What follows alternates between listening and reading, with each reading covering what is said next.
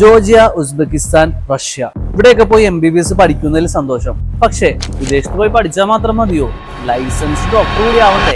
Ideal study abroad നടത്തുന്ന സെമിനാറിലും വെബിനാറിലും രക്ഷിതാക്കൾ വന്ന് മണിക്കൂറുകളോളം സംസാരിക്കുന്നു. എന്തുകൊണ്ട്? കാരണം ഡോക്ടർ ആവുക എന്നുള്ളത് ഒരു പരീക്ഷണമല്ല, ഇതൊരു ലൈഫ് ലോങ് ഡിസിഷനാണ്. രസകരമായ ഒരു കാര്യം എന്താണെന്ന് വെച്ച് കഴിഞ്ഞാൽ, മറ്റു സ്റ്റഡി അബ്രോഡ് കമ്പനികളിൽ പോയതിന് ശേഷമാണ് ഈ രക്ഷിതാക്കൾ ഐഡിയൽ സ്റ്റഡി അബ്രോഡിൽ വന്നിട്ട് ഇത്രയും മണിക്കൂറുകൾ സ്പെൻഡ് ചെയ്യുന്നത്. എന്തുകൊണ്ടാണെന്നോ?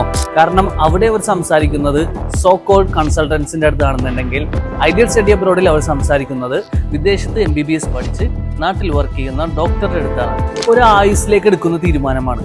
അതിനു മുമ്പ് ഒരു കരുതൽ, അതൊരു നഷ്ടമല്ല എന്ന് നിങ്ങൾ വിശ്വസിക്കുന്നുണ്ടെങ്കിൽ വിദേശത്ത് MBBS പഠിക്കുന്നവർ ശ്രദ്ധിക്കേണ്ട മാർഗനിർദ്ദേശങ്ങൾ ഒരു ഡോക്ടറുടെ അടുത്ത് നേരിട്ട് ചോദിച്ച് മനസ്സിലാകാം. ഐഡിയൽ സ്റ്റഡി അബ്രോഡ് നടത്തുന്ന സെമിനാറിലേക്ക് രജിസ്റ്റർ ചെയ്യൂ.